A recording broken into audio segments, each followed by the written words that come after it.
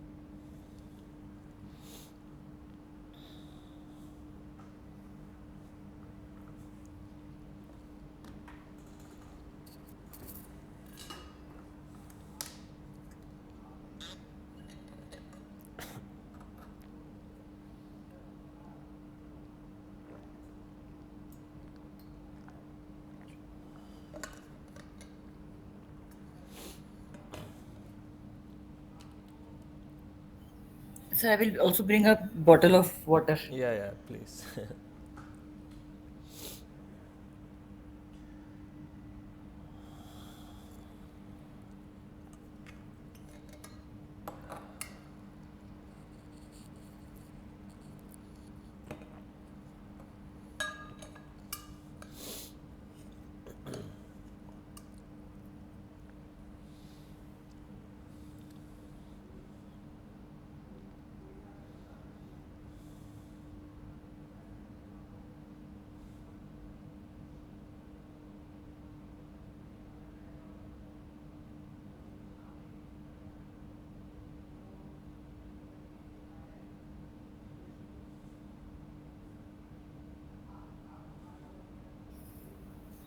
Sir, are you also a faculty at IIT Bombay? No, actually, I'm a PhD student at IISc Bangalore. Okay, okay, Yeah, and I'm doing this as part of my PMRF TA-ship. okay, Yes. okay. And the lady who takes the tutorials? Yeah, she is a faculty at IIT Bombay. Okay. Oh, not the tutorials. No, no, no. The instructor of this course, she is a faculty. The Dr. other person, Ramadevi? Dr. Ramadevi, I think. yes, yes, yes. The other person who takes tutorials, she is also PhD student PhD student. at IISc Bangalore or at Yes, IIT? Acha, at with you IISc. only. Yeah. Okay. So you are associated with Dr. Professor Ramadevi? No, no. So this is we have not even talked to her once. So yeah, this is Oh. kind of funny. Okay, but then how do you coordinate? I mean, what she's teaching and how do you decide the tutorials and the content of So this? that is mostly up to us, and the one of the instructions that is given to us is that uh, we can go through previous years assignments and make the Okay, tutorials based on that, so that the level of the questions that we are discussing is kind of matching with this year's assignments. okay, okay, Yeah, okay, and okay, otherwise we are free to discuss any problems okay, that we want or any problems that the students have. okay, okay. Yes. Okay, so before I start, do you have any doubts of your own before we start discussing some problems? No, sir. Okay, how Sir, about. I'll ask in between if there's Yeah, any doubt. sure, sure, sure, sure. Okay. Because this is more like a discussion. So, Yeah, yeah. yeah. Actually, I'm also listening to one more NPTEL course, which is perturbation on perturbation. Okay. Slightly Okay. advanced course than Yeah, this. yeah. So, and presently I'm working on a problem of a finite potential well. In And semiconductors. sorry, In semiconductors, right? in semiconductors. Acha, I asked you before also. Yeah. Okay. So I'm trying to now introduce some perturbation in that and see Yes. how things evolve. Okay. Do you mind me asking, like, what are you doing currently? Actually, I'm a professor at Delhi University, and Ah, okay. I'm from basically electronics. My background is electronics. Good. So I I was a student at Delhi University. I did my bachelor's from there, which college? Kirodimal College. Okay, I'm teaching at Keshav Mahavidyalaya. I'm not sure whether you know about that Yes, yes, college I or know, not. I know. Yeah, so my PhD is from IIT Delhi with the Professor Khattak and Professor Tyagarajan. Ah, okay, optics. Yeah, optics. So that my PhD is in that field. It's in optoelectronics. Ah, okay, got So it. presently, I'm trying to, yeah, like 2 years back. Last year, I taught this paper, quantum and spintronic devices. Mm-hmm. This is a new paper which has been introduced as NEP, as one of the NEP courses. Okay, So from there, I just got interested in quantum. okay. I actually read about quantum during my undergraduate days. Yeah. So it has been a long time, so I need a revision, and then so that I can just broaden my horizon and include this as the research. I have students, research PhD Mm-hmm. students, but more in plasmonics or optical. Mm-hmm. I'm trying to correlate between the two, quantum and Yeah, optics. I think it's always good if you can expand your, what you say, Yeah, yeah, research interests. So, yeah, yeah, that's nice. yeah. Okay, Okay. so hopefully we learn something good today. Yeah, yeah. Yeah, okay. Okay, thanks. Okay, so I guess we'll start. So, just to give you a quick overview of the topics that we'll be covering today. So, mostly the things will be related to uh, bracket algebra, operator fundamentals, like things like hermeticity of operators, right? And other is linearity of operators. Then we'll also touch upon commutator calculus. So this is all discussed in week 3. Okay, things like Jacobi identity and all these things. Okay, so and like other. Okay, we have a message in the chat. Good evening. Yeah, good evening. Okay.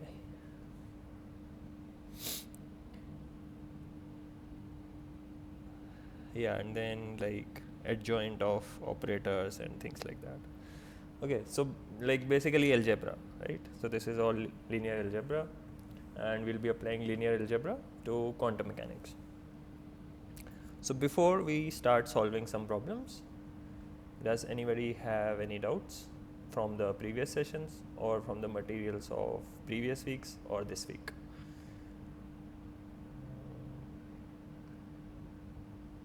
No? Okay, good.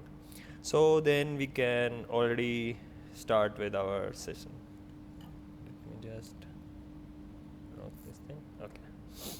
So this is our first problem of the day. It's a true or false problem. So the problem is very straightforward. It asks us that whether the commutator of two Hermitian operators, so we are given two Hermitian operators and they are asking if their commutator is Hermitian, and we have to tell them true or false. Okay, so when is a operator Hermitian? Operator is Hermitian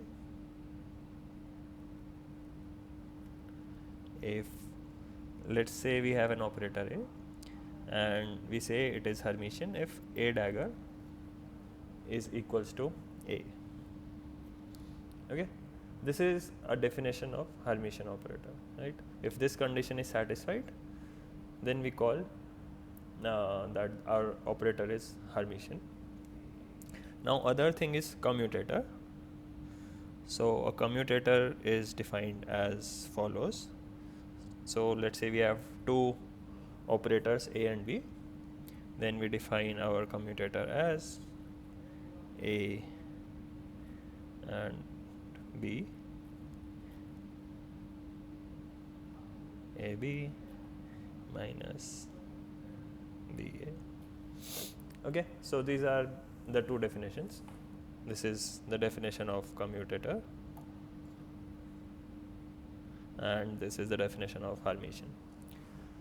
So we are told that we have two Hermitian operators. Okay, let's consider that A and B are Hermitian, and then we have to check if their commutator is Hermitian or not. So let's write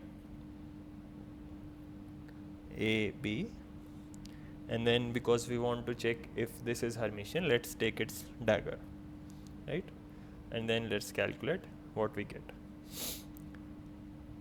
So of course we know our AB, we can write it as AB minus BA and take a dagger of the entire thing, correct? And then what we can do is we can write this as,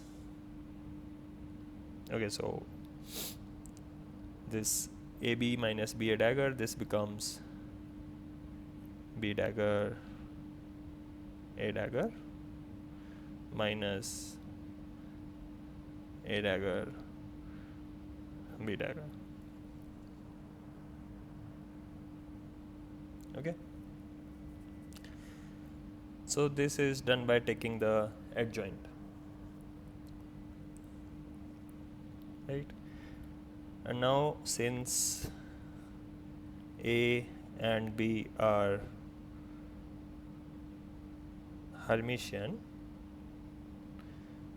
so A dagger will be equals to A and B dagger will be equals to B. Okay,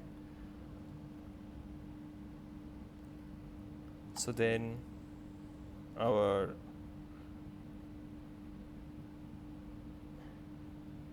AB dagger will become B times A minus A times B, and we can write it as minus A times B minus B times A, which is nothing but minus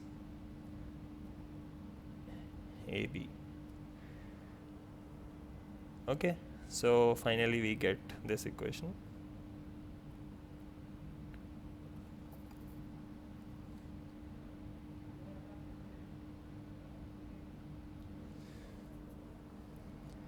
Notice that when we take the adjoint of A and B, we get a minus sign, we get an extra minus sign here, which means that the commutator of two Hermitian operators is not Hermitian. Okay, so this is actually anti-Hermitian. Okay, so the correct answer is B, false.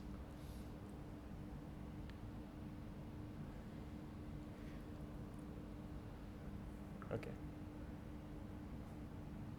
any doubts in this one? Is there any notation with curly brackets for this anti-Hermitian or Oh, that is anti-commutator. anti-commutator? That Okay. is different. Okay. Okay. Okay, so anti-Hermitian is when you take, basically anti-Hermitian means that if you have an operator, let's say I'm writing X, and if you take its adjoint, so X dagger, If that comes out as minus x, then we call it anti-Hermitian. If it comes out as plus x, then we call it Hermitian. So these hermiticity and commutators are two different things. Okay, so anti-commutator is when we have these curly brackets.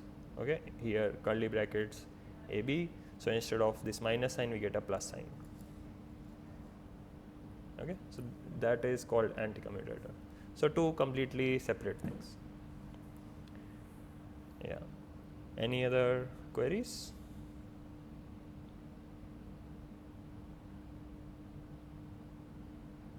No. Okay. Okay, so then let's go to the next one.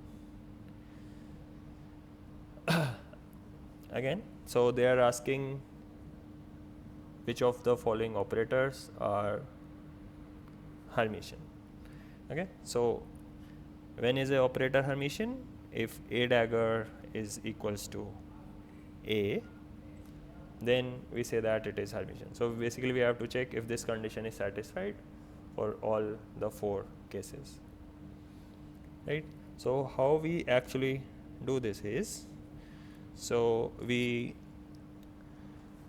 what we do, we take any wave function, general wave function,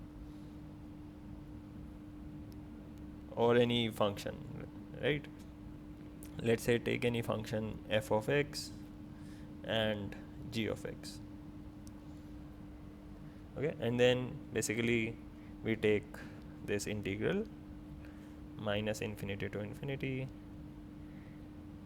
f star x, and then apply this operator on g of x. Okay, and then we check if this is equals to minus infinity to infinity. Now this time we'll apply it on fx first, right, and star g of x dx.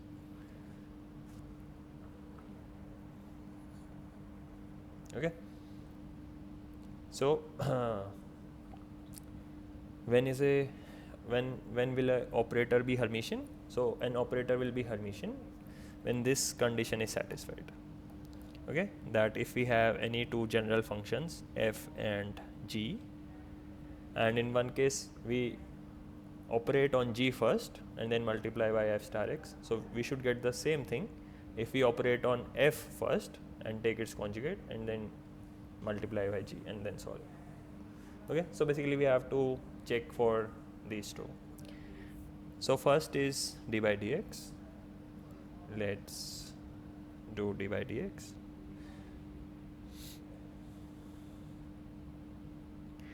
Okay, so instead of a, we'll substitute d by dx. Okay, so what will our left side become? So our left side will become integral minus infinity to infinity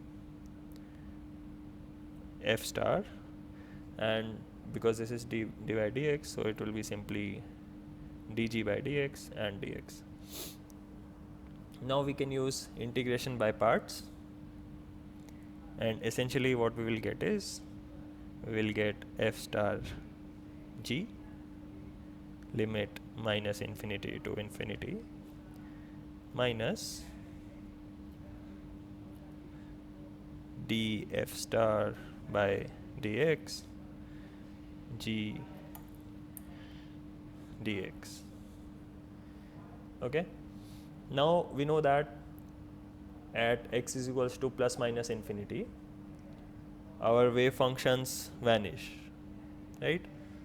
So this term, the first term, just goes to 0, right? So what we are left with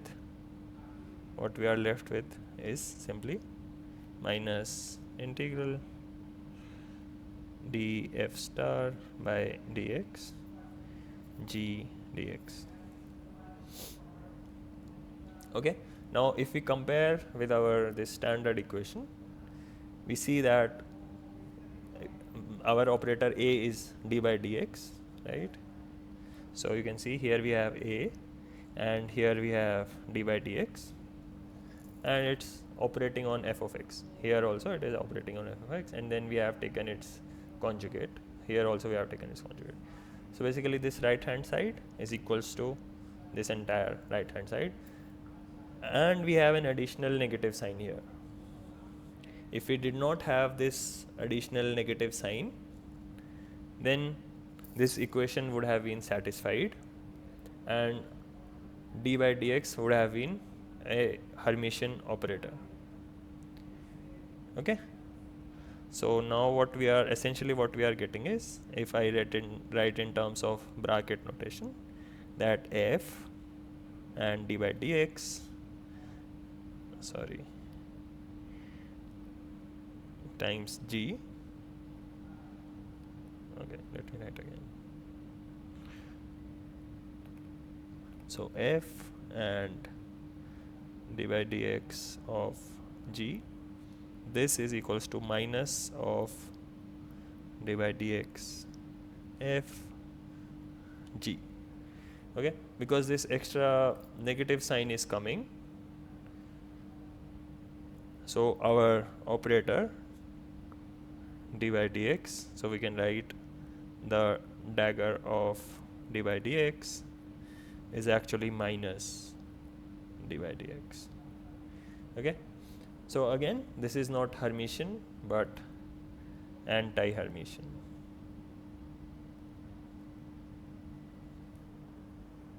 Okay, is this part clear?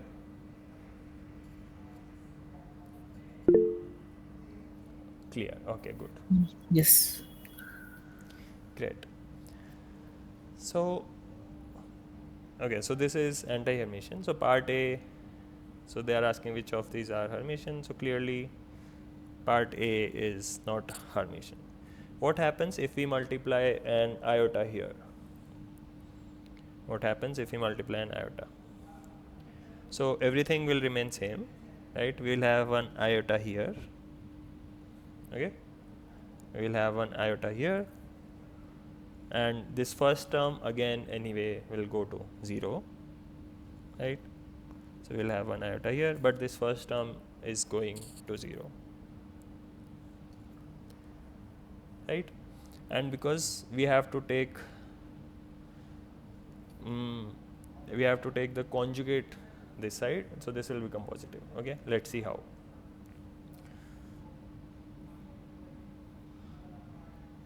So we are okay, up till here we are good.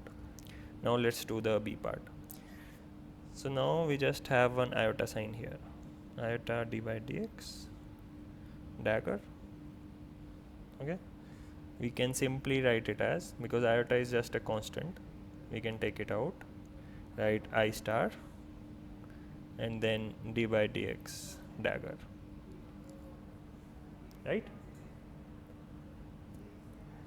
And using part A, which we have already solved, we know that d by dx dagger is nothing but minus d by dx.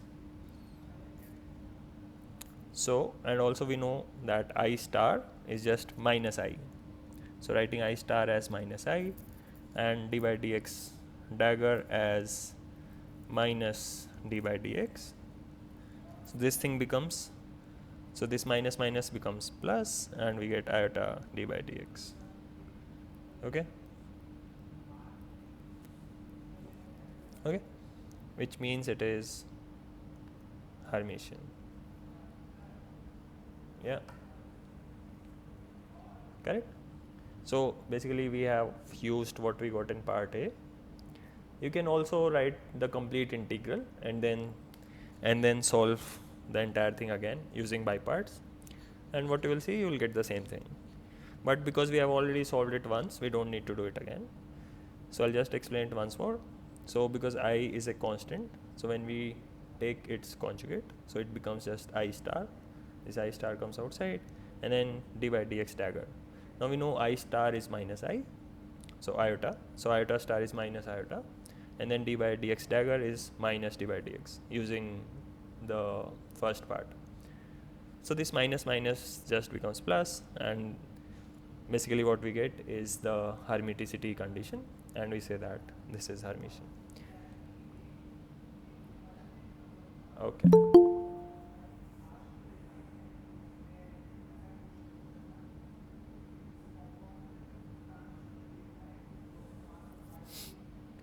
Okay, so B part is correct. This is Hermitian. Now C part, you see again we have exponential and again we have d by dx. Okay, just let me quickly add a page here.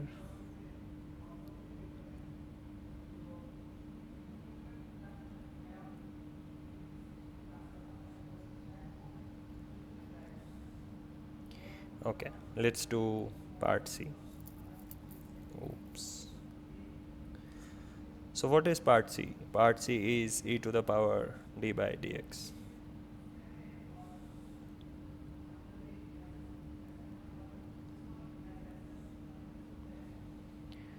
Okay, and let's take its conjugate. So first of all, we know that, okay, I'll just write here. We know that if we have any operator O, for any operator O, when it is raised to the exponential power, and then we decide to take its conjugate, so that is nothing but exponential O conjugate. Okay, so the adjoint of an exponential is the exponential of the adjoint. Okay, so this then becomes e to the power d by dx adjoint, and we already know that d by dx adjoint is nothing but minus d by dx. So again, these two, this is not equals to e to the d by dx, right? These two are not same.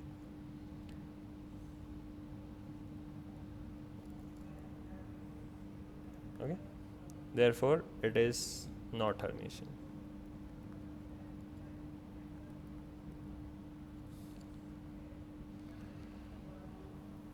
So we can cross C as well. This is not Hermitian. And what about D? Again we have an iota multiplied. So for D we have iota d by dx.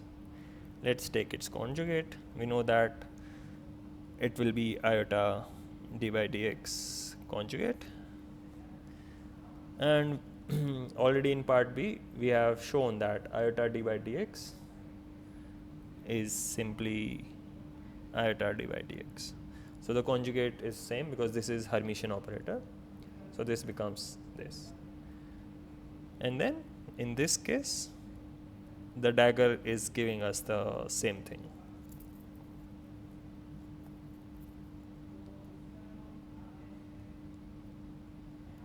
Okay, so this is Hermitian.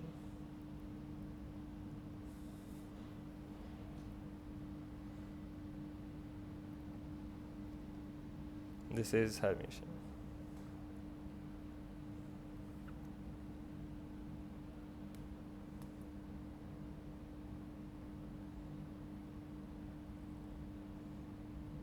Okay, any doubts?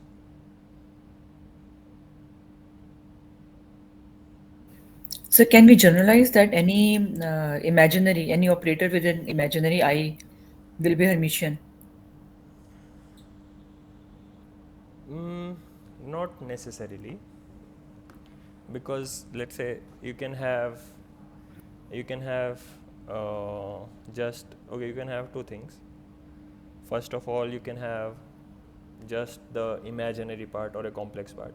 So for example, just based on the problems that we have solved right now, let's say I write something like this. Okay, so this is a non-Hermitian part, but this is a Hermitian part. So there's some will not be Hermitian, right? But also notice that we have a derivative here. Okay, so for example, if we do not have this derivative, okay, let's say we just have this constant iota. If you take its dagger, like this, what will you get? You will get basically I star, right, which is minus I. So again, this is not Hermitian, correct? It is But I only, is not an operator, na? I is not an operator. why not? Why not? Like I is just multiplied by some real operator, right? It's let's say I just multiply. Okay, if you want, let's do this. What about this?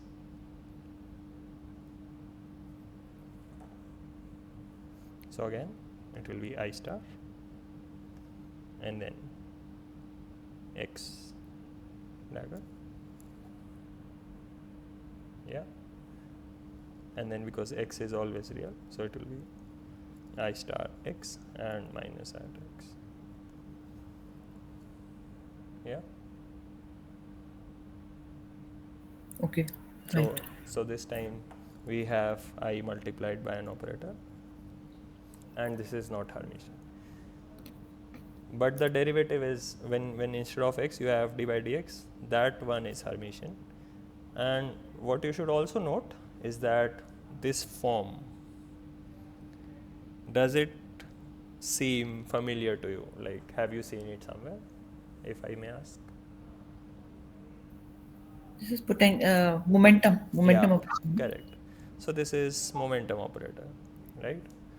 So any operator that corresponds to some observable, okay? So this is an observable.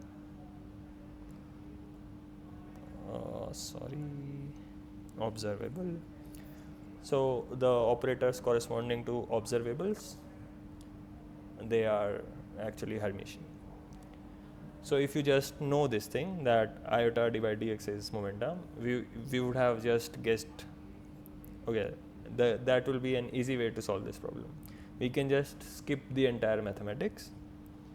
Okay, and what we can do is we can say, okay, so this B part, this looks like the momentum operator, so this has to be Hermitian. So this is Hermitian. Now again, here we have this e to the power momentum, so this has to be Hermitian. And we know that this iota is the imaginary part making it Hermitian. If we remove iota, then clearly d by dx will not be Hermitian. So this will not be Hermitian, and then this will not be Hermitian. So this is like one easy and quick way to solve this without using any mathematics, right? Just based on our knowledge that this looks like the momentum operator, we can just finish this problem. Okay. Yeah, and if we take p square, that is minus d square by dx square, so that is also an observable Yeah. operator. So that should also be Hermitian. Hermitian. Yes. Okay. So you can check that one. If you take Okay. the double derivative, Mm-hmm. then it should come out as Hermitian, and it will come out as Hermitian Okay. because that corresponds to kinetic energy. Yeah. Okay. Mm-hmm. Yeah. Okay. So third problem. Now we have two operators a and b, and they are operated on a wave function psi, and then we are asked if a is linear. Okay, so the question is about linearity. Okay, we are asked about their linearity. Okay, so when is an operator linear? What is the definition of a linear operator?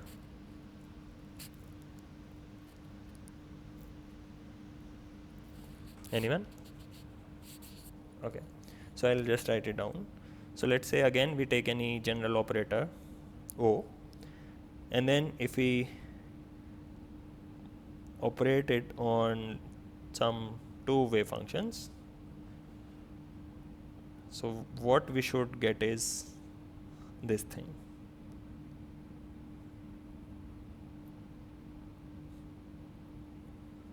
Okay, if this equation is true, then O is linear.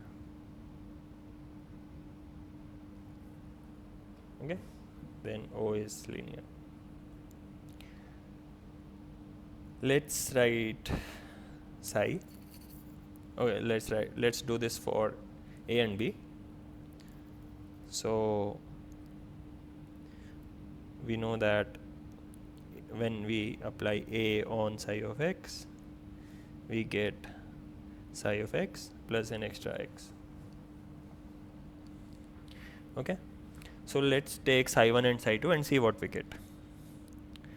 So when we apply A on C1 psi 1 plus C2 psi 2, what we will actually get is, we'll get C1 times, okay, so because C1 is just a constant,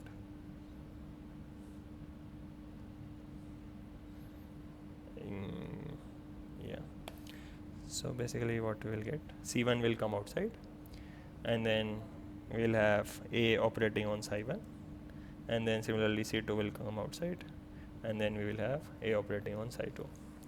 Now using this equation which we have written above,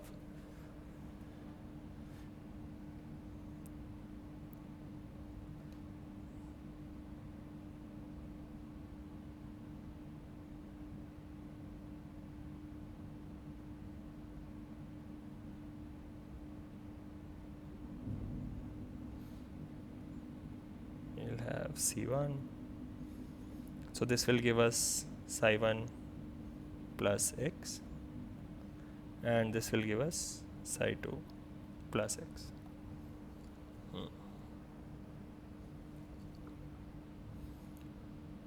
So this is just C1 psi 1 plus C2 psi 2 plus C1 plus C2 times x.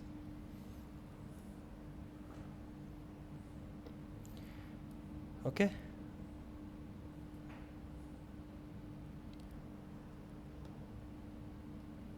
Now, so this is the left hand side of the equation. Yeah. So note that what we are getting is this thing when we apply it on the left hand side. So essentially what we are getting, we are not getting the same function, and it is nowhere mentioned that this C1 plus C2 is 1.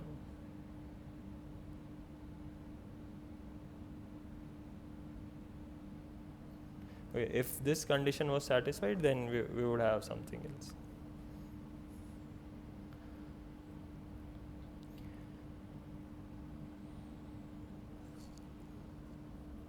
Okay.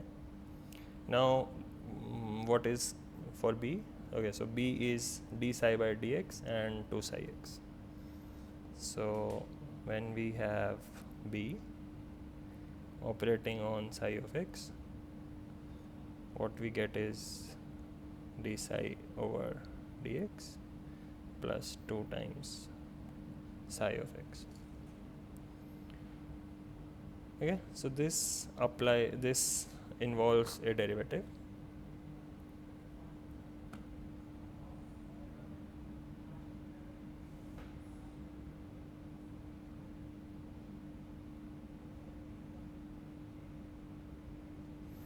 So let's do this. So we have B C1 psi 1 plus C2 psi 2.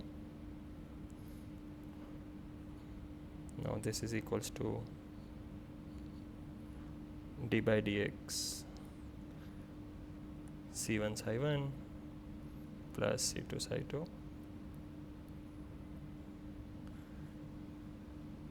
and plus 2 times C1 psi 1 plus C2 psi 2.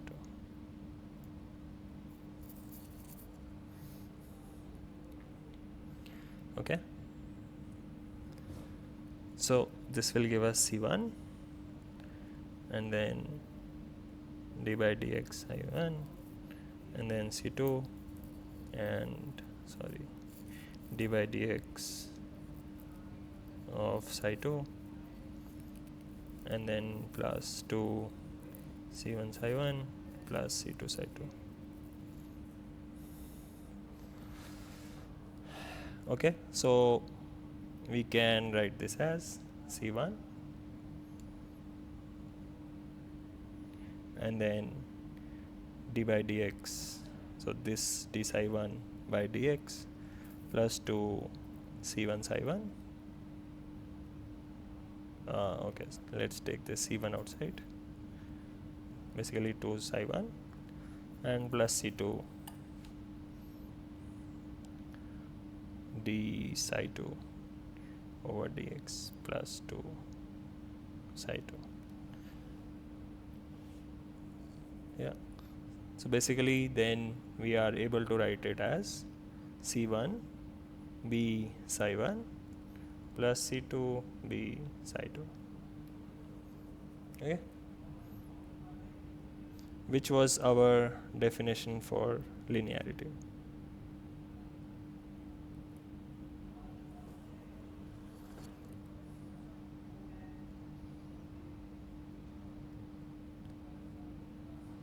So therefore B is linear and A is not linear. So option B. Sir, I did not understand why that x1 plus x2 condition came up and you wrote x1 plus x2 must be equal to 1 in A. Not x1 plus x2, C1 plus C1 C2. plus C2. Okay. Right? Okay. So okay, let me do this one again. Part B is clear to you, is it?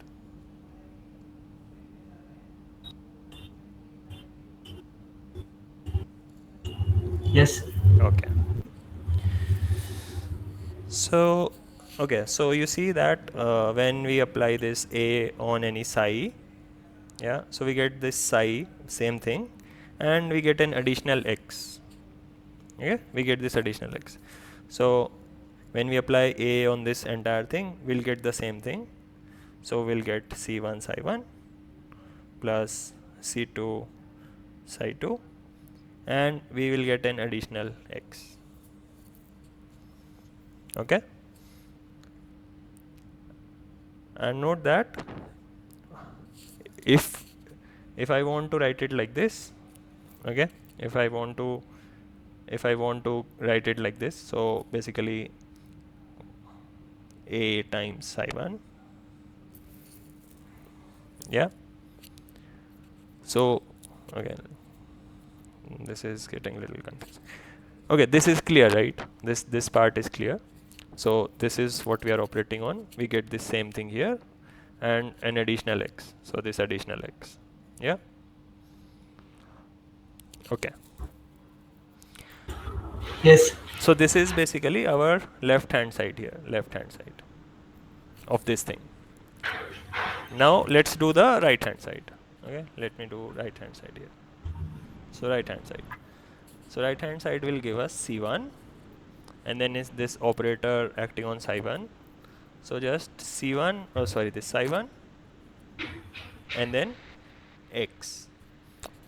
And then similarly C2 psi 2 plus x. Okay. And then we solve, open this thing.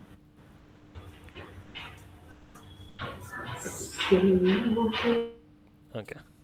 So then just open this thing. So we get C1 psi 1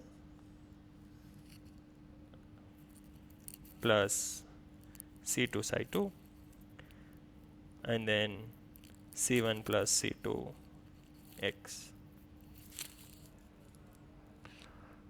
Okay, so C1 psi 1, this C1 psi 1 just comes here, C2 psi 2 comes here, and then this will give us C1x, and this will give us C2x. So I have just written them as C1 plus C2x. Now it is nowhere mentioned that C1 plus C2 is 1. If C1 plus C2 was 1, if C1 plus C2 is 1, then our LHS and RHS will be same, right? Because this is 1, so you see here we just have x, and here we would also have x. Okay, this was what I was trying to say. Is it clear now? Yes. Okay, good. So like for any C1 and C2, this operator A is not linear. But if this is given to you that C1 plus C2 is 1, then this operator is linear, if that makes sense.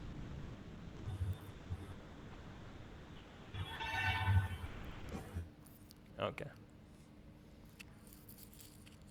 Yeah. Any other doubts in this problem?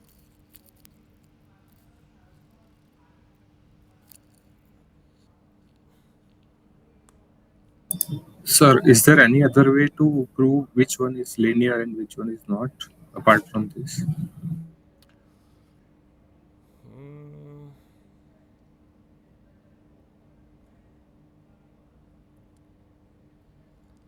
I mean, I can't think of anything else right now.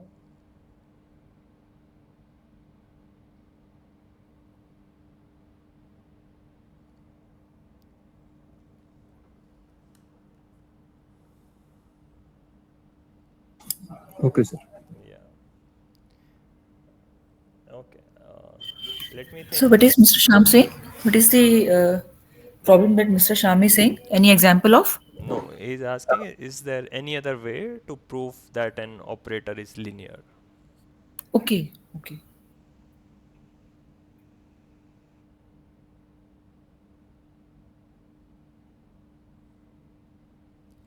Okay, I'll think about it, and let's see. Maybe in the next class Okay, sir. or later today. Okay, sir.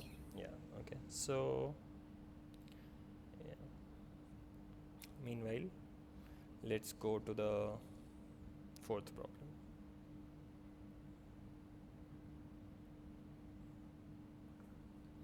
Okay, so which of the following statements about projection operators are true? An operator P is said to be a projection operator if it is Hermitian and equal to its own square. The next one is the operator psi. So this brass psi ket psi is a projection operator only when psi is normalized. Two projection operators are said to be orthogonal if their product is 0. And then finally, the product of any two projection operators is always a projection operator. Now, do you know what is a projection operator? A. Okay. A, है ना? It should be A, I think. Mm-hmm.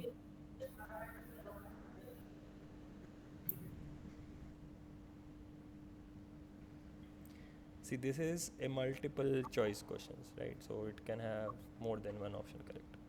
Okay, Right? okay, So we have to check all the options. okay. Yeah. So Then maybe first, C, है ना? C is also true. C is also true. If they are orthogonal, their product will be 0. yeah. And then what about B and D?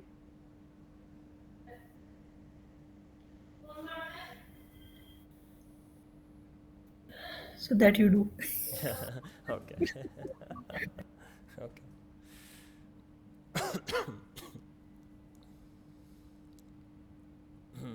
Okay. So for a projection operator, projection operator.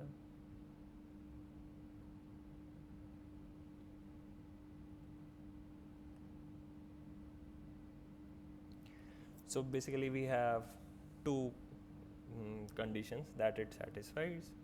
One is called idempotency, right, which means p squared is equals to p. Okay, and this the second one is hermiticity, which means p dagger will be equals to p. Okay, so this, what is this idempotency? So this means that if you project a vector once and then you project it the second times, that should not change anything, right? That is idempotency. And this hermiticity, so this ensures that our projection is orthogonal and it's the shortest distance from the vector to the subspace. Okay, so this is how, like, this is the criteria basically. These two are the criteria for a projection operator P. So option A is automatically correct, right? Because option A is just the, you can say, definition of an uh, projection operator, of a projection operator. Yeah, so option A is correct. What about option B? So this is the Ket-Bra form, right? So Ket-Bra form, okay. The operator psi is a projection operator only when psi is normalized. So what they are saying is P is psi. Okay, they are saying this operator is a projection operator only when psi is normalized. Okay, so let's check this thing. So let's check its okay, 1 second.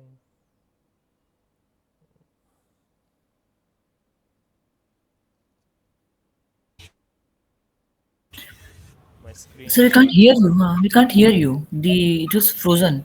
Screen was frozen. sorry, there was a power cut. Okay, okay.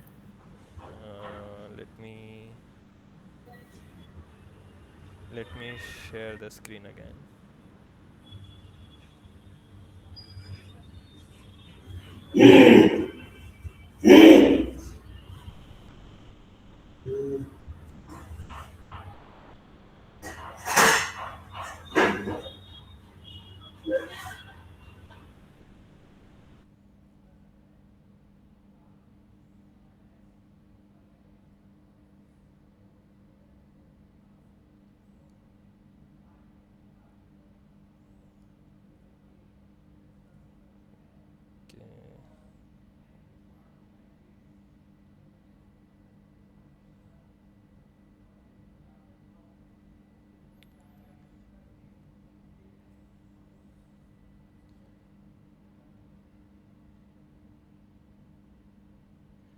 Okay.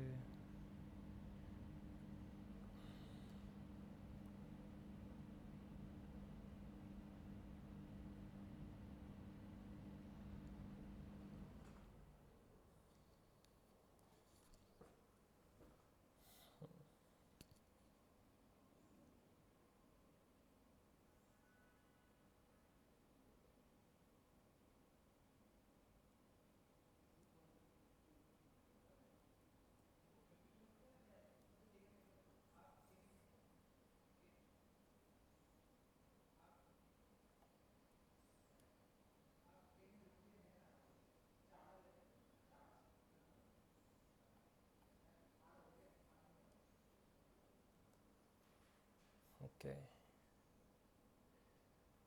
Okay. Am I audible now? Yes, sir. Okay. So my Wi-Fi is off because there was a power cut down. I'm using my mobile hotspot for the time being. Okay. Is the screen also visible? Yes. Okay, good.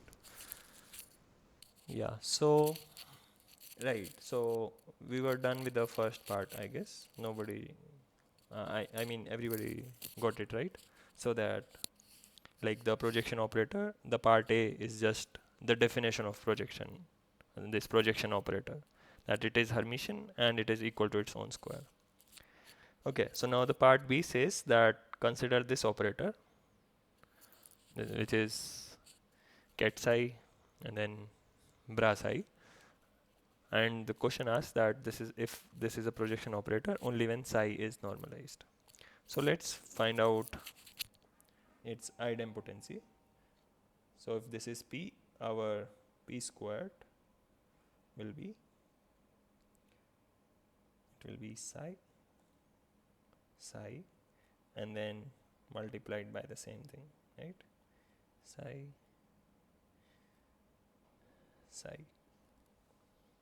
Okay, so essentially what we'll get psi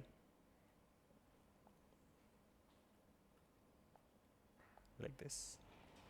Yeah, and then if we look at this term, so this should be 1. Okay, if this term is 1, if this term is 1, then we can say that our P square is nothing but ket psi bra psi, which is P. Okay, so this has to be 1. And what does this mean? That psi is normalized, correct? This is the normalization condition. Yeah, so if the bra psi ket psi is 1, then we say our psi is normalized. So let's read the option B again. The operator ket psi bra psi is a projection operator only when psi is normalized.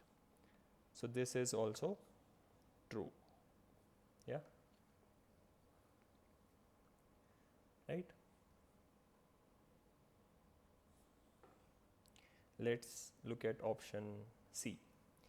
So the projection operators are said to be orthogonal if their product is 0. So here we have to take two projection operators, P1, P2, and we have to tell if their product is 0 when they are orthogonal, right? So orthogonal means perpendicular. Yeah, so in geometry we say that two lines are orthogonal if they are at 90 degree with each other. And in Hilbert space, right, which is not the real space, let's say we have two operators P1 and P2, like two projection operators, and they are called orthogonal. P1 and P2 are orthogonal if P1 P2 is 0.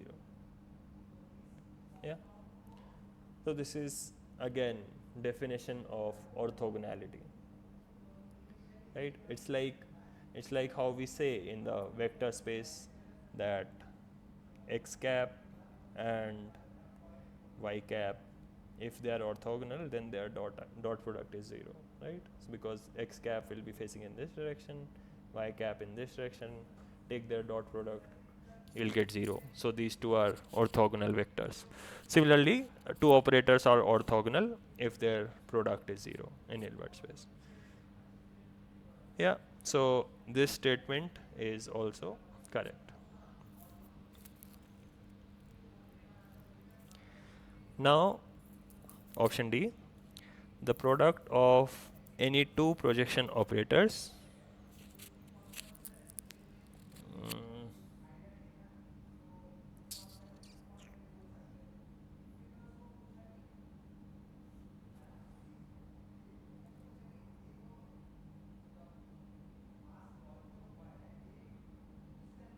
okay.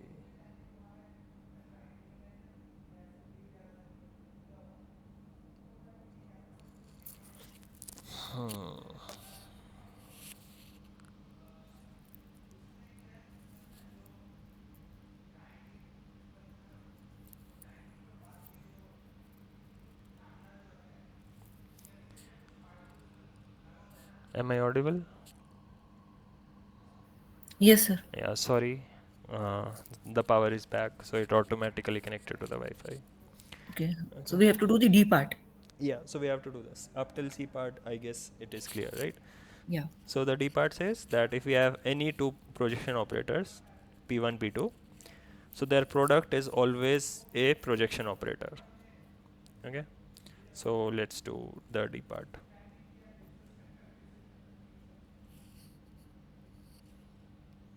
Okay, I can just erase this. Okay.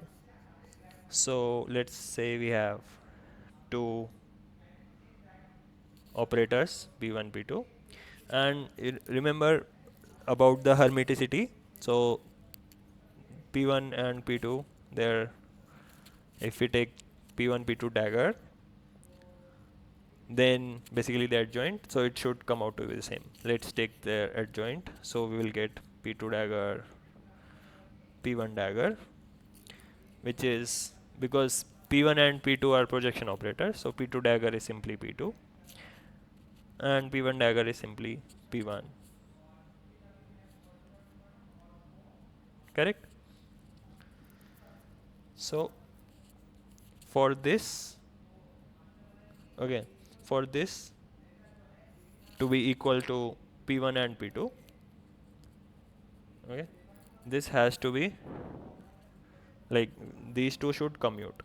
Okay, when will, so basically when will this be equals to P1, P2? So this will be equal to P1, P2 only if P1 comma P2 commute with each other, right? Because this will give you P1 P2 minus P2 P1 equals to 0. So P1 P2 will be P2. So notice that we have this one condition. We have this one condition which will make this dagger uh, basically which will make this adjoint the same. But in the problem they are saying this word always, right? So the product of any two projection operators is always a projection operator. Incorrect. The product of any two projection operators is a projection operator only when they commute with each other. Okay, so this is a projection operator only when they commute. Okay, any doubts in this?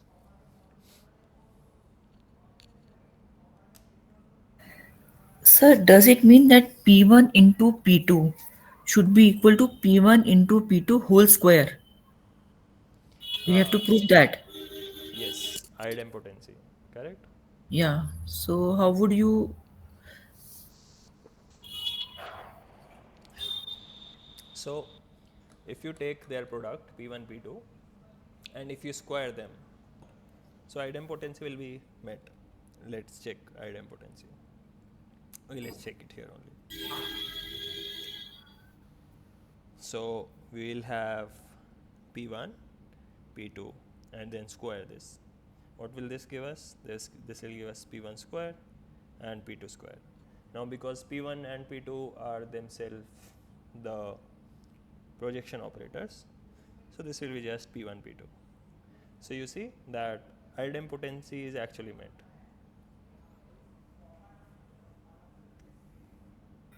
Okay? It should be P1 P2 into P1 P2. So then, because of hermeticity, Yeah, it will become P1 square and P2 square. correct, Okay. correct. If Okay. if they are, yeah, If there are Hermitian. Okay. no, if they commute, basically. No, it is P1 P2 Okay, multiplied by P1 P2. let me write it out again. Yeah, you are correct. Just let me write it out. So P1 P2 and then P1, P2, right? Now, if they commute, then we can write this P2, P1 as P1, P2. So this will become P1, P1, P2, P2. If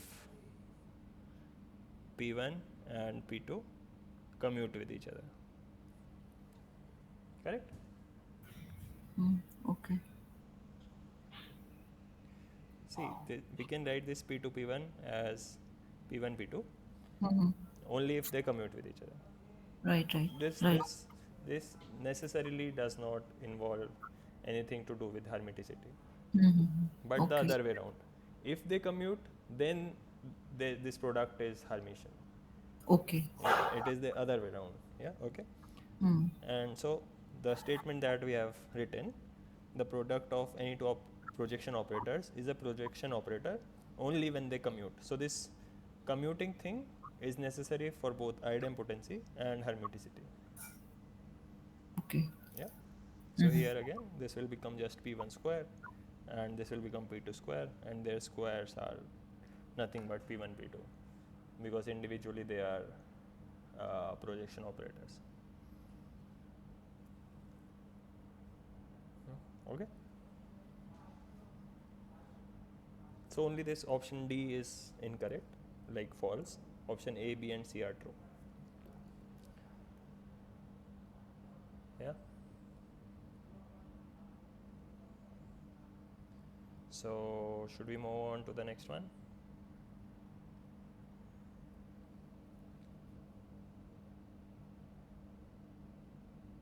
Okay. So we are given, consider a ket psi. Okay. We are given psi. And then they are saying this is not normalized. It can be normalized by multiplying it with the factor 1 by under root a, and then we have to find out a. So we know the normalization condition.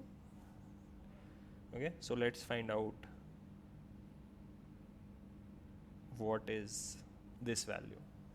Okay, so this should be equal to 1 if psi is normalized. 30, yeah, correct. So let's find it out. So how do you find it out? So our psi is this, so we just basically multiply these two together, this one and this one.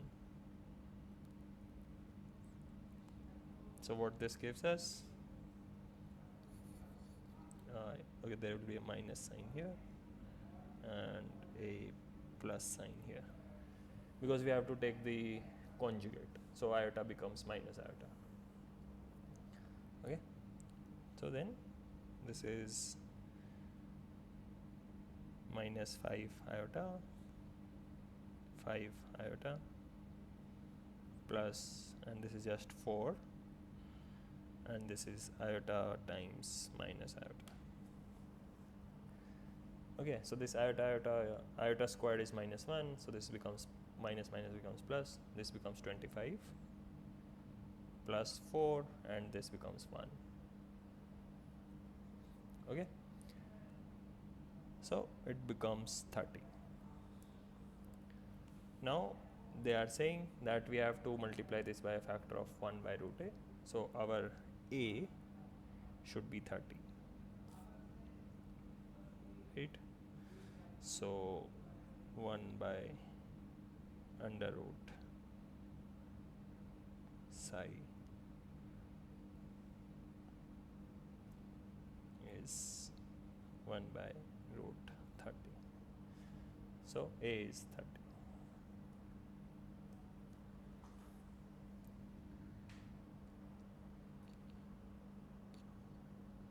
Okay.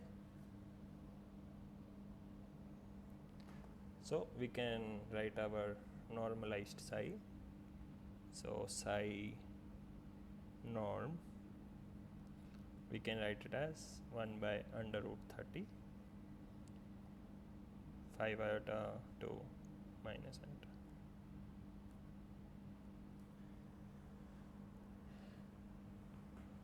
Yeah, right.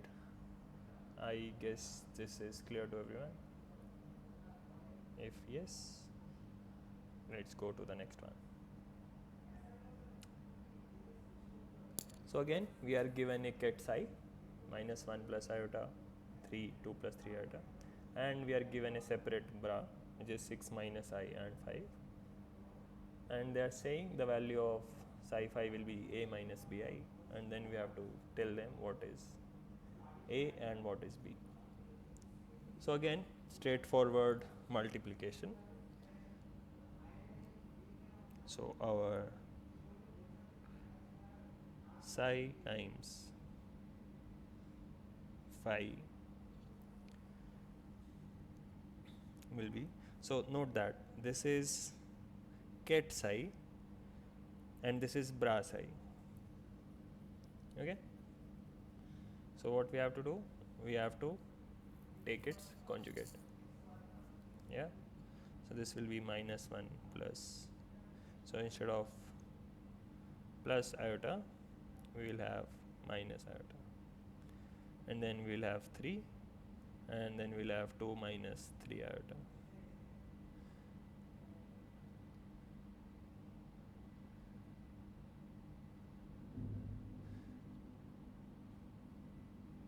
And note that this is bra psi and here we have ket psi, so this will be 6, and instead of minus iota we'll have plus iota, and this will be 5.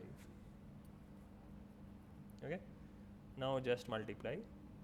So this will be iota multiplied, 6, so this will be minus 6 iota plus 3 iota, and then this will be plus 10 minus 15 iota.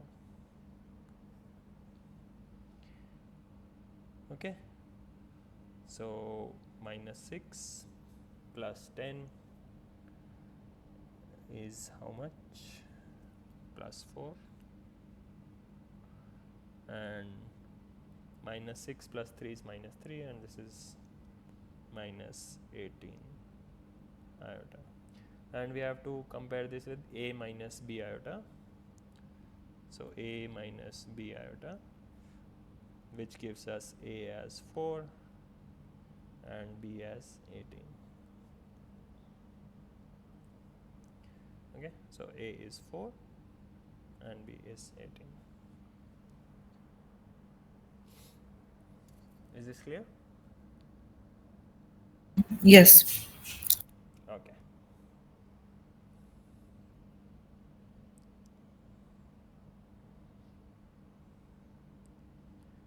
Let's do,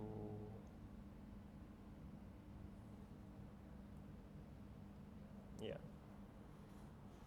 let me have water and let's take a 1-minute break.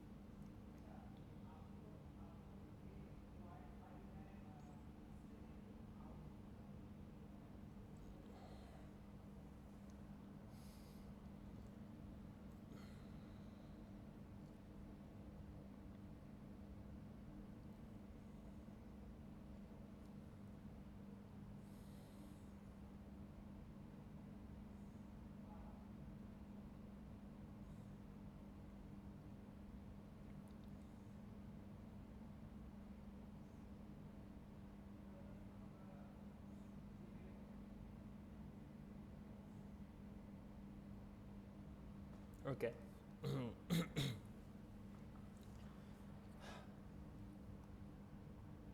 Okay.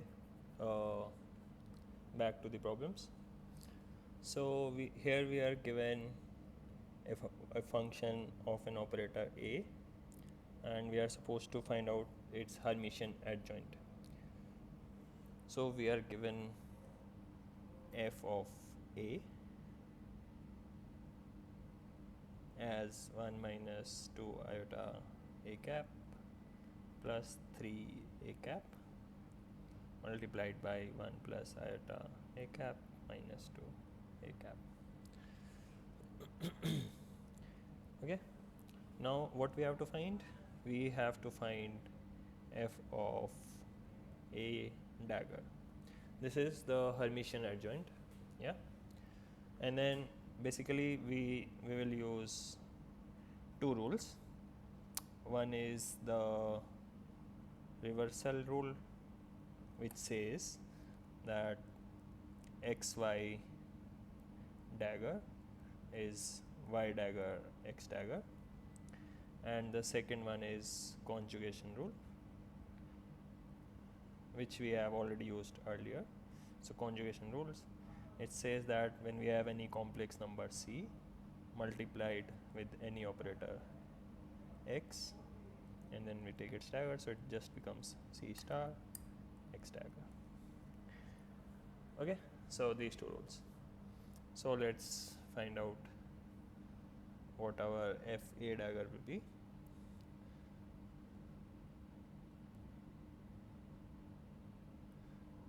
So first of all, we will use the reversal rule. So the second term will come first, 1 plus iota A minus 2A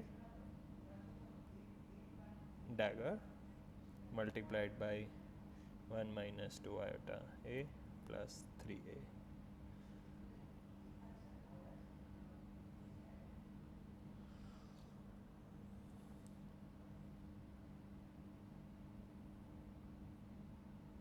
Okay, and then dagger. Okay, so then we distribute the adjoint to each term inside. So 1 dagger is simply 1, iota A dagger becomes minus iota A dagger, and then minus 2 A becomes minus 2 A dagger, correct? And then this gets multiplied by, again 1 remains 1, iota becomes minus iota, so this becomes plus 2 A dagger, and then 3 remains 3, so 3 times A dagger. Okay, so this is our final results: 1 minus iota A dagger minus 2 A dagger, and then 1 plus 2 iota A dagger plus 3 A dagger. Let's check the options. So option B, yeah, 1 minus iota minus 2, and then 1 plus 2 iota plus 3. Yeah, correct. So option B. So just remember these two rules whenever we take Hermitian adjoint, that whenever there is a product involved, we use this reversal rule, and for each individual term we use this conjugation rule. Okay, any doubts?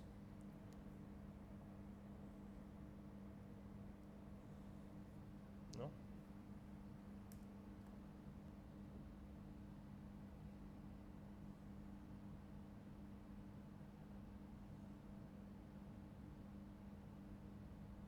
Okay, so then let's do this one.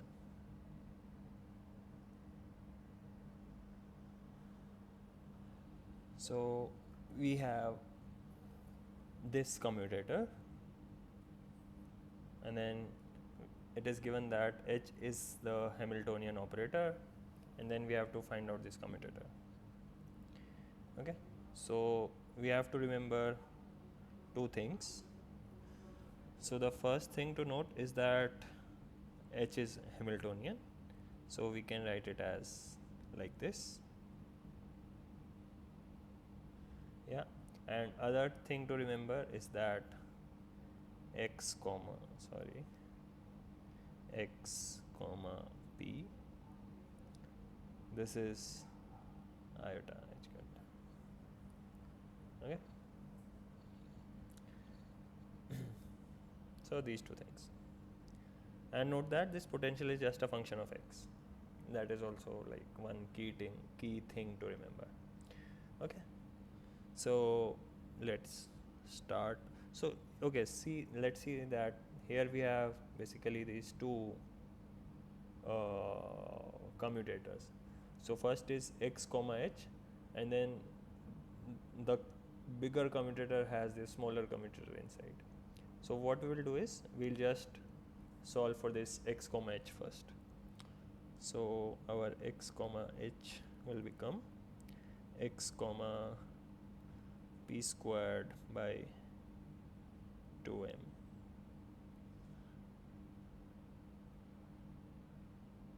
and then plus x comma v of x. So because potential is a function of x, so this will commute. So this term just goes to 0, and then here basically what we have is this is a constant, so it comes out, and here we have x comma p squared.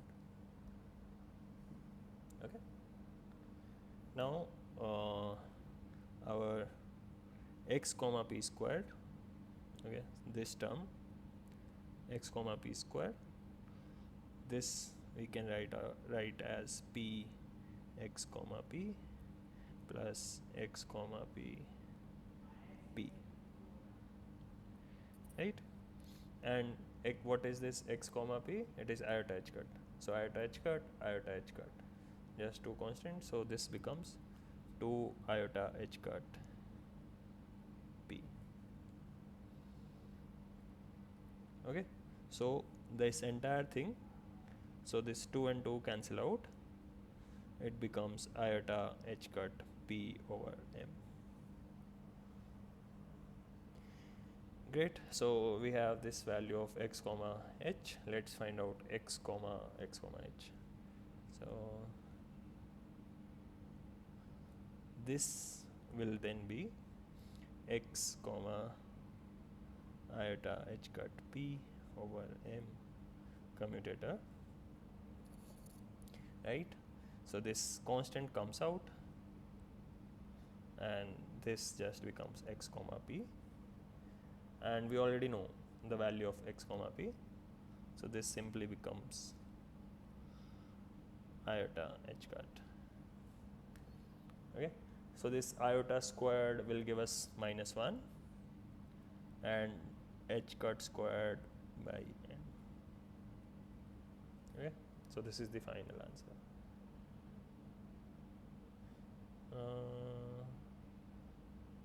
Yeah, b.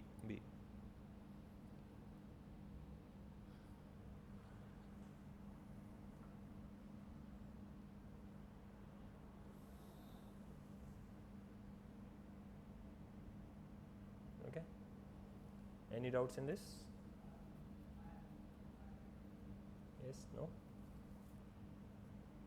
Okay.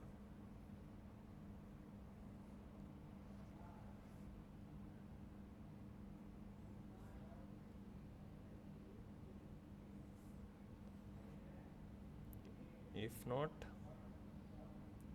then let's proceed to the next one. So here we are given two states, psi and chi. Both are written as linear combinations of phi1 and phi2. We are told that phi1 and phi2 are orthonormal. So ortho means their product will be 0, and normal means that they are normalized. Then we have to find out the value of psi plus chi and then psi plus chi.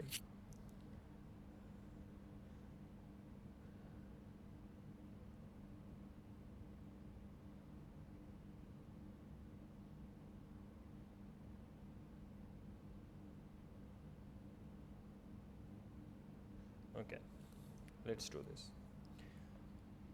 So we have psi 3 iota phi 1 minus 7 iota phi 2, and we have chi as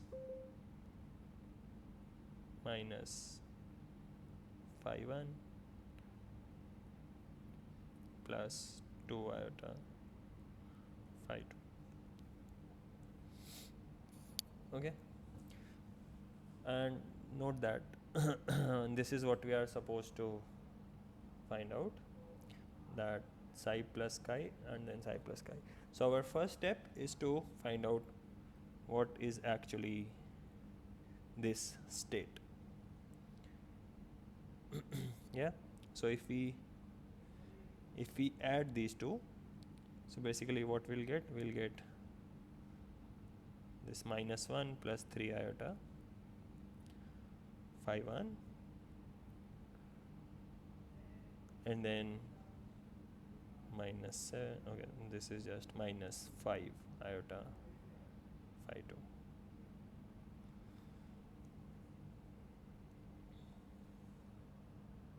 Okay,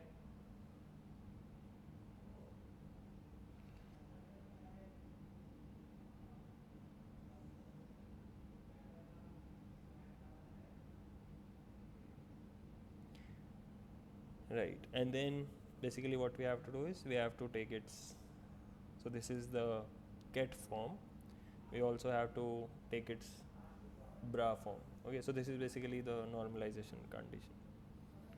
Okay, so the bra form of this psi plus chi, what will that be? That will be minus 1 minus 3 iota phi 1 and plus 5 iota phi 2, and then when we multiply them together,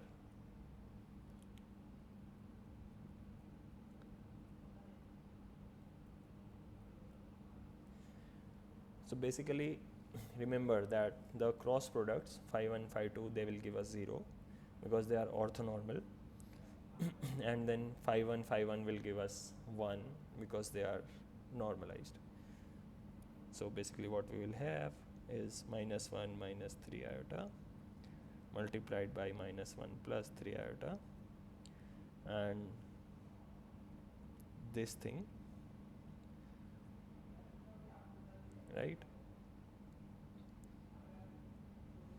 and then minus 5 iota. Yeah. So the second term, which will be minus 5 iota multiplied by 5 iota phi 2 phi 2, and the cross terms will be 0. So phi 1 phi 2 terms will be 0 because they are orthonormal, and this phi 1 we know that this term is 1 and also this term is 1 because they are normalized. Okay, so basically what we are then left with is, so this will give you minus 1 will give you 1, and then this will give you minus 3 iota plus 3 iota, and then minus 9 iota squared, which is plus 9. Okay, and then this is minus 25 iota squared, which is plus 25. So again these will cancel out, so this will give you 35.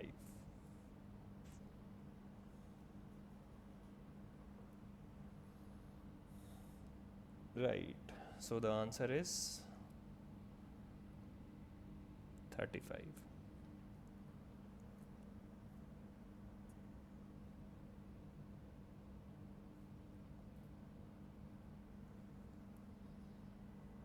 Okay,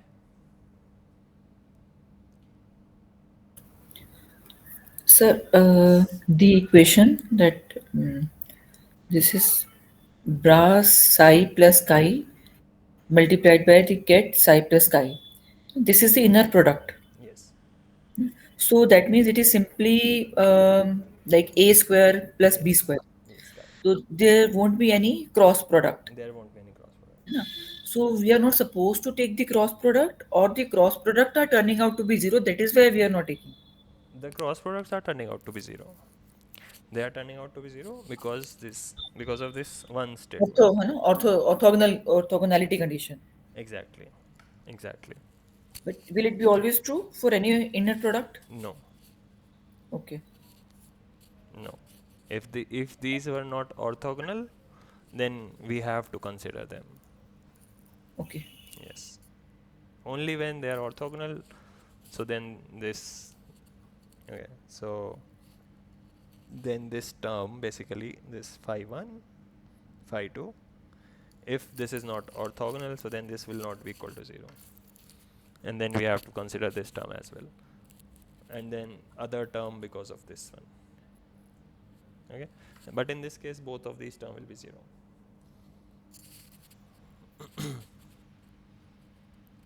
Right.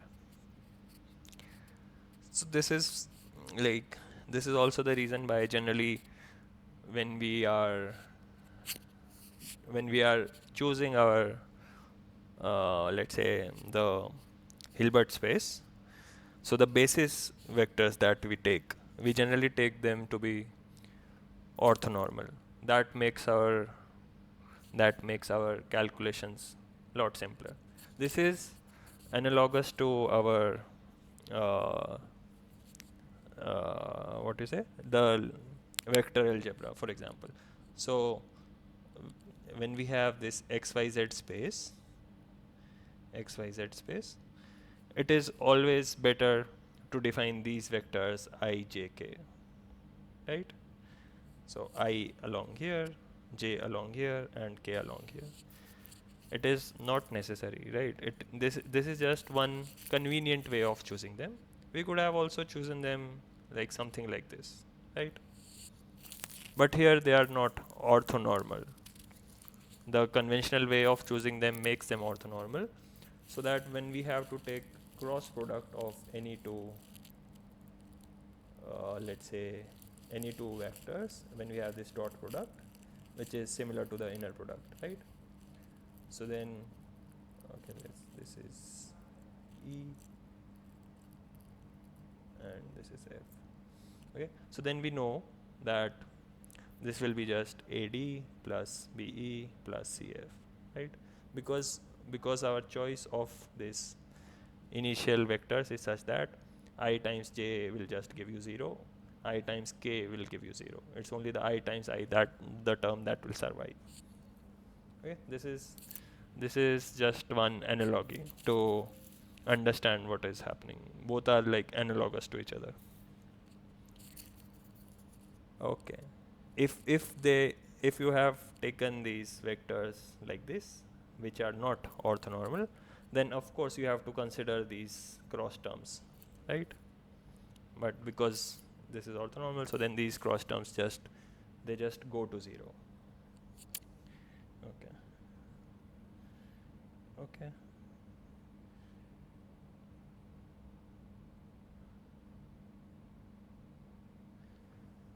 Yeah. Okay. Should we go on to the next one?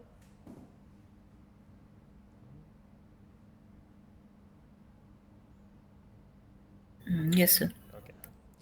So here again we are given psi 1, psi 2 in terms of these phi's, and again we are told that this is like they are orthonormal kets and a is a constant. Okay. So what we have to find? We have to find the value of a, so that psi 1 and psi 2 are orthogonal to each other, right? What does it mean that they are orthogonal? So their inner product has to be 0, correct? So let's start.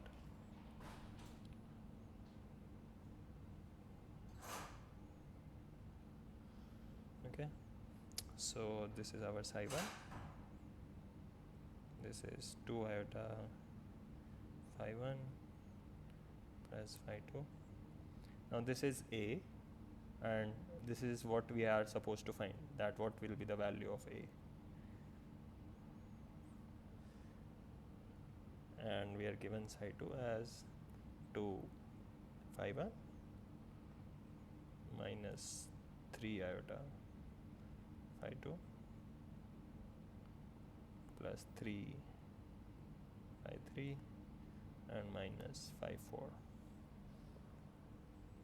Okay, let's take their inner product. Let's take their inner product.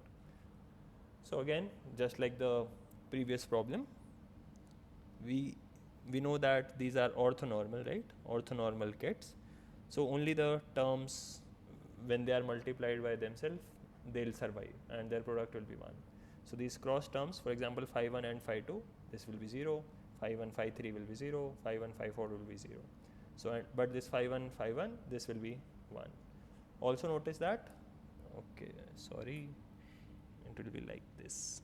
Also notice that here this is bra of psi 1, not ket of psi 1. Okay, so we have to take its conjugate. Let's keep this in mind and then let's solve it. So this 2 iota will actually become minus 2 iota, and this will be multiplied by 2. So this is for the first term. Similarly for the second term, so this 1 will remain 1 and this will be multiplied by 3 iota.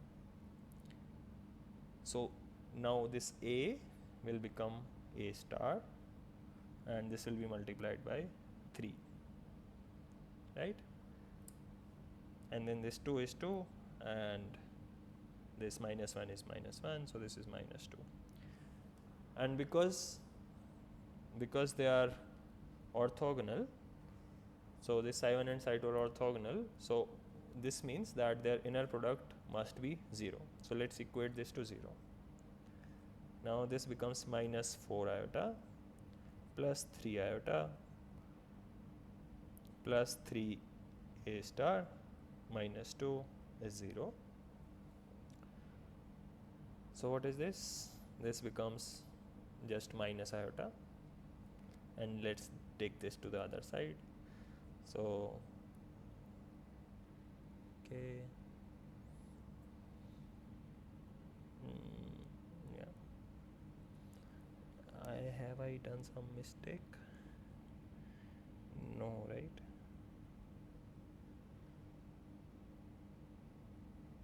Okay, sorry, this is minus 3 iota, right?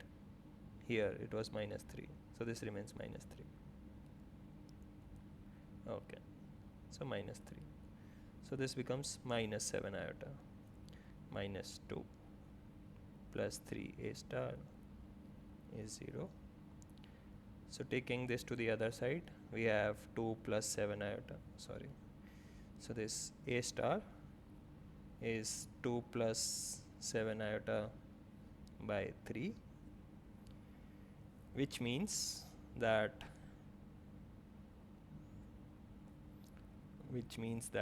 A will be 2 minus 7 iota by 3.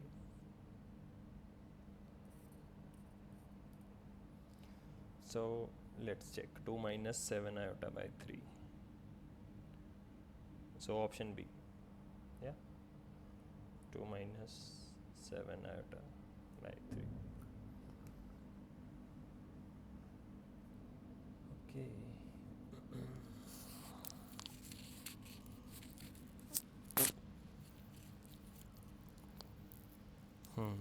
Clear? Sir, sir, I have one question. Yes. Even if it is given that A is constant, Mm-hmm. we have to take its conjugate while converting Yeah. from. Right. Because a constant necessarily does not mean a real number. A constant just means that it does not depend on, let's say, x or t, like position or time. It is just a constant, but in general, always consider that it is a complex number. Okay? Okay, sir, got it. Yes. Yeah. Any other question?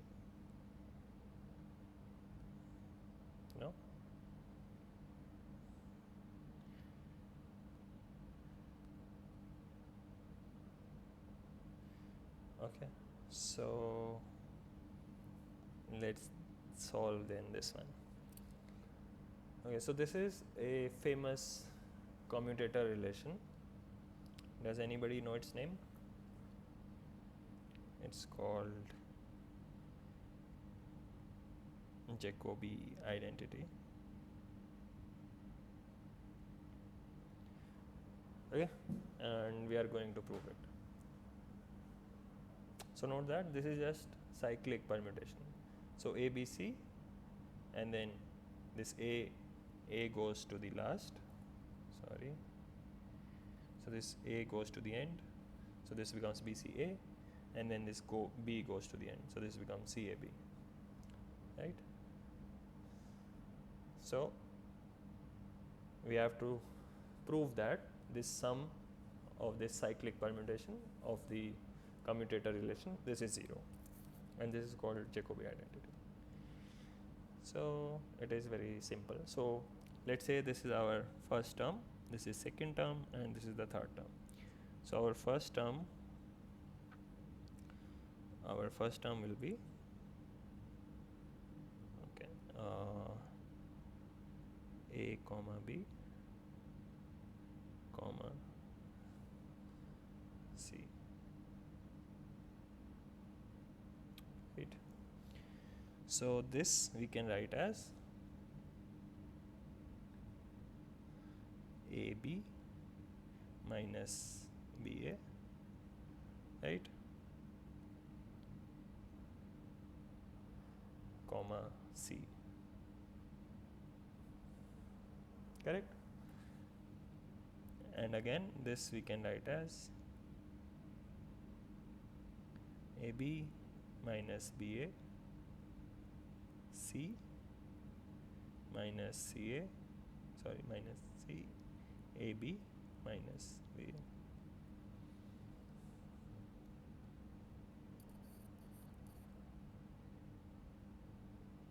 Okay, so this becomes ABC minus BAC minus CAB plus CBA. Similarly, we can write for our second term, so this is just BC and A. So what will this become? So like instead of A and B here, we'll have B and C. So this will be BC minus CB, A minus A, BC minus CB. Okay, so this becomes BCA minus CBA minus ABC plus ACB. And third term, so what was our third term? CAB.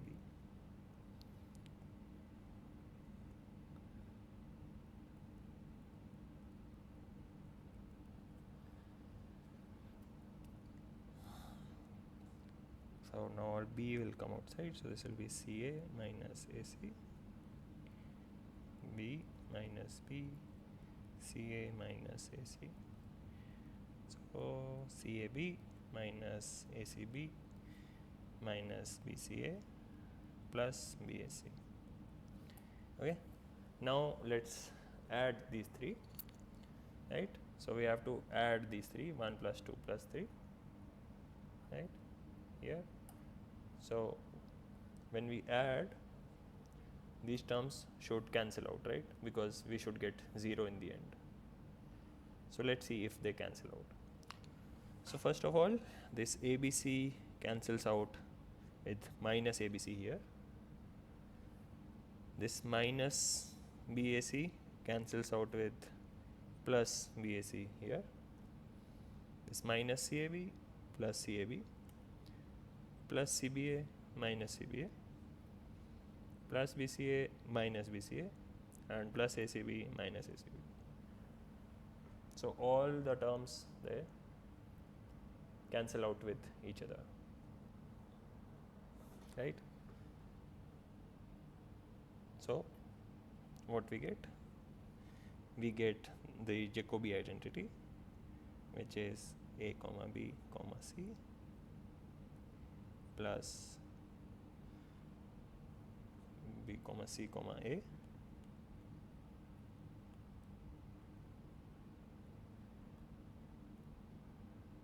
plus c comma a comma b is 0. Okay, so this is the Jacobi identity.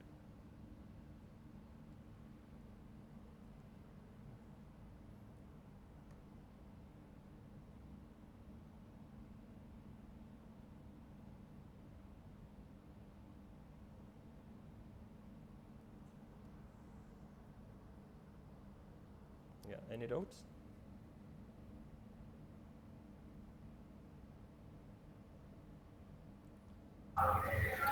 Any practical application of Jacobi's identity? Any, so okay, so it is, if I remember correctly, so this comes in like group theory, when we study Lie algebra. Okay, so I think it forms one of the axioms of Lie theory in sorry in of Lie algebra in group theory. So basically what it allows is it allows continuous transformations of rotation, translation and boosts.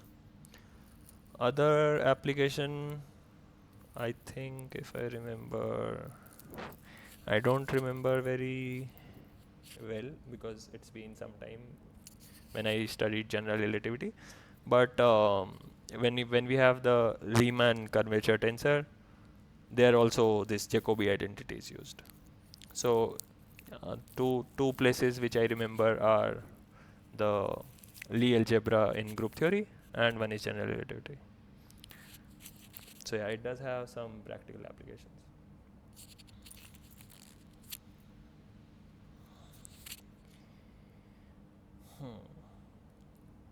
Okay, if I take the example of three operators, x, then momentum, and then energy, Yeah, will these three operators also, yeah. fit So in this?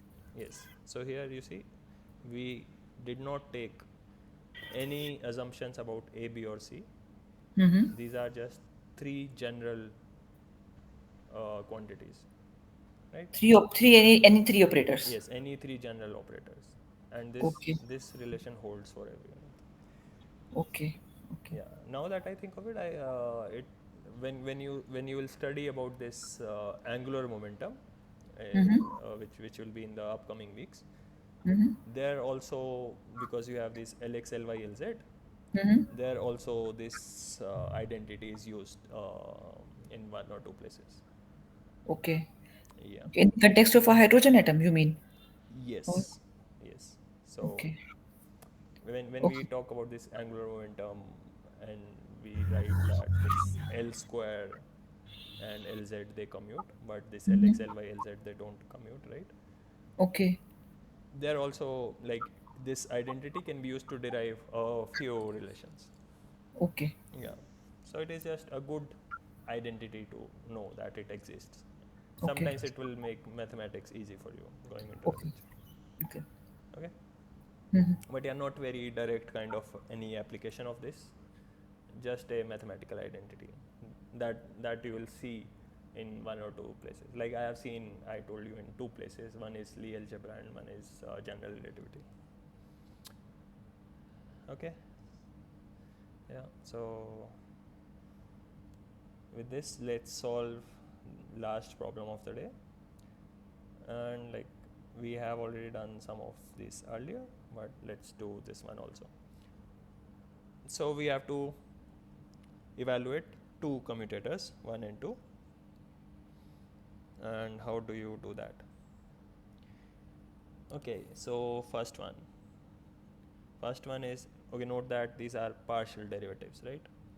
So first one is partial derivative with respect to x, and then second order partial derivative with respect to x. Okay, so what we'll do, we'll just multiply this with any function, let's say psi, make use of this and then evaluate. So what we'll get. So when we operate this commutator on psi, what we will get? We'll get this is A, this is B, okay, minus this is B and this is A. Okay, let me put curly brackets. And this is operated on psi. So what will be the first term? This will be del by del x of del 2 psi by del x squared, and this will be del 2 by del x squared del psi over del x. So this is simply del 3 psi over del x cube, and this is also del 3 psi over del x cube. So this is just 0. Okay. So for the first one, we can say that our commutator, this thing, del by del x and del 2 by del x squared, that this thing is 0. Yeah. What about the second part? So here we have del by del x and any function of x. Okay. So for the second part, we have del by del x and some general function of x. Okay, so again let's operate this commutator on some wave function psi. So this will become del by del x f of x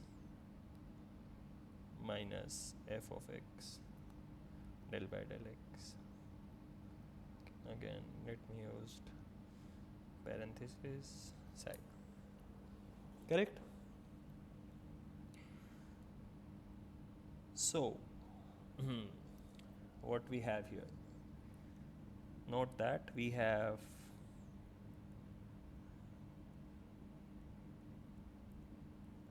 this as our first term, right? And this as our second term.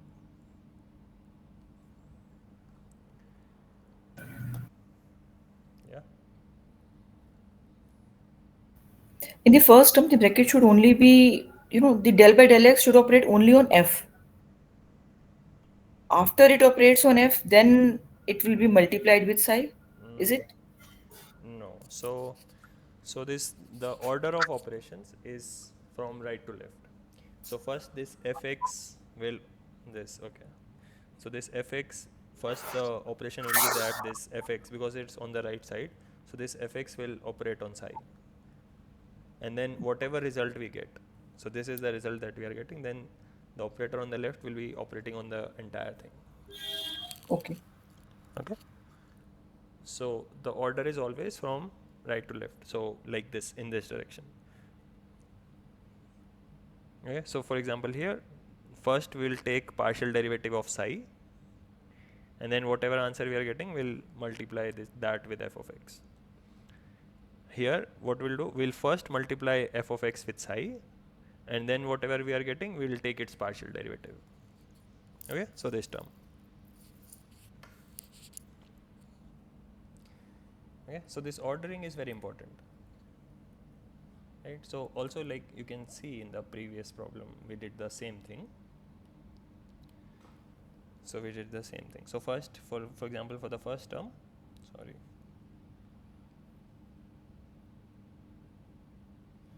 So for the first term, you see, first we have to take the second order partial derivative, this term, and then we take del over del x of this entire thing.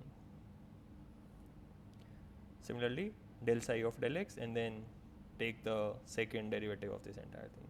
Now in this case, like both are coming to be the same, so not a problem. But here, they are not coming out to be the same, right? So this order is important. Otherwise, they'll just come out the same, right? If this f of x comes outside, then both these terms will cancel out and it will be 0. But that is not necessarily true every time. Okay, so first whatever is there on the right side, yes, we operate that first, and then this thing operates on the entire part, like here.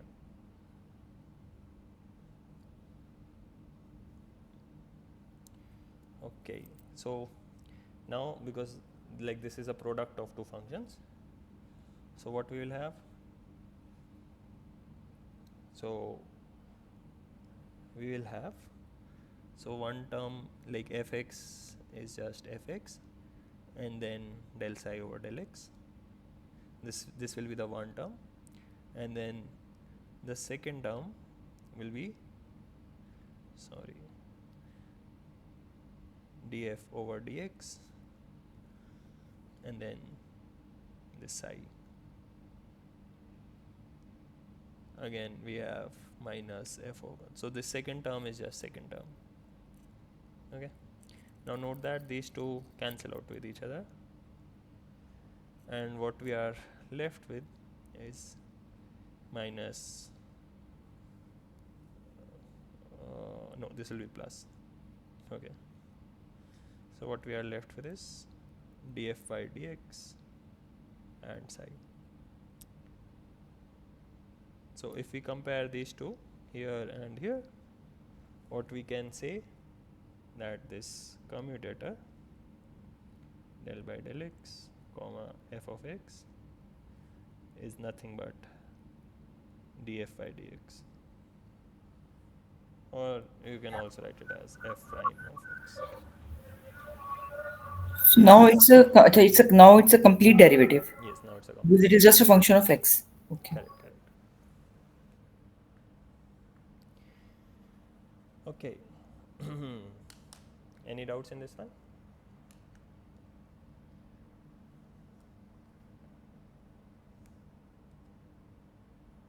No?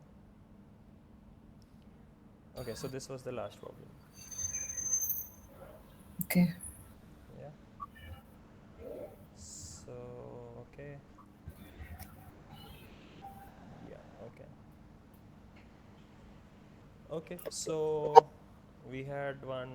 Okay, I'll just think about this one briefly. We had one problem here about linearity, if I remember correctly. So it's one, two, this one.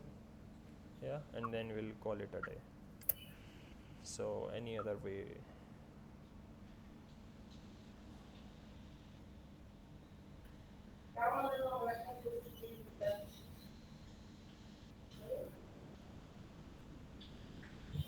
Sir, there's a question. Yeah. If I consider psi inside a box Mm-hmm. and I have to operate momentum operator four times, p four times psi n, Mm-hmm. uh, can you do that? Okay. Let's go to our blank page. So, what was your question again? If p is the momentum operator, then p to the power 4 times psi inside a box.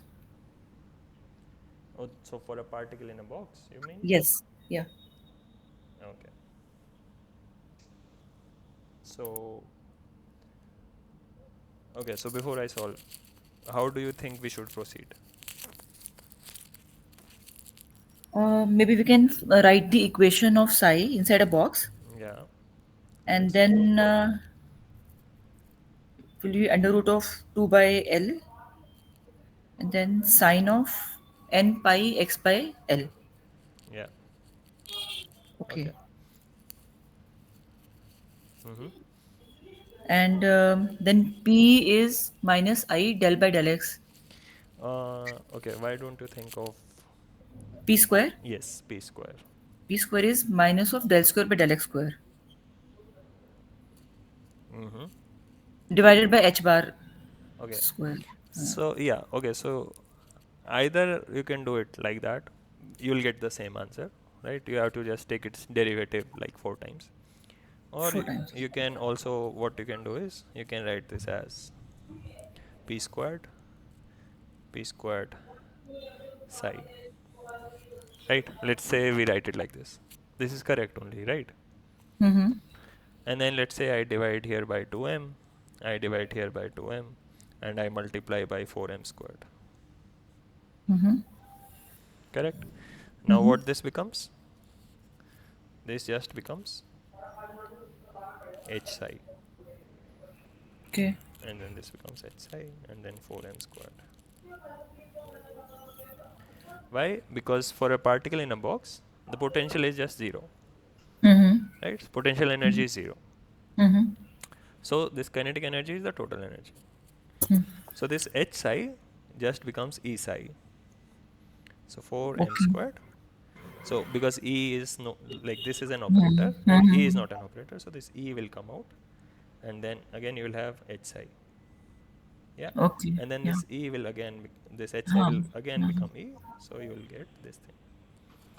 And Okay. then you know the e for particle in a box, right? So you can Into just psi. substitute. Into psi also. Yeah, 4 into psi. m square e square psi. Okay. Yeah, correct. Okay, that's very simple. Yes, yes. You don't have to do any calculations. Okay. Yeah. Yeah, thank you. Okay.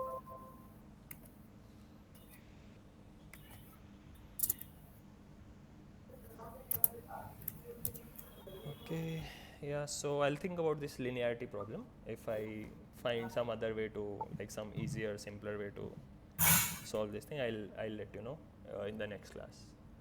Okay, so I can't think of anything right now, unfortunately. So let me take some time to ponder upon this, and then we'll meet next Saturday. Yeah, so have a nice evening. Thank you. Thank you so See you much. guys next week. Okay. Thank you, sir. Yeah. Sir, can you provide this PDF? Like, Yeah, so I hope after every session I upload the PDF, and I hope you guys have the link of the what do you call that, the Google Drive folder that I have made, no, sir, I because don't have right now. So if you can, I think it should be there on the course portal. But okay, okay, let me quickly put it in the chat box for you okay, guys. thank you, sir. Thank you, sir. Okay, just give me a minute.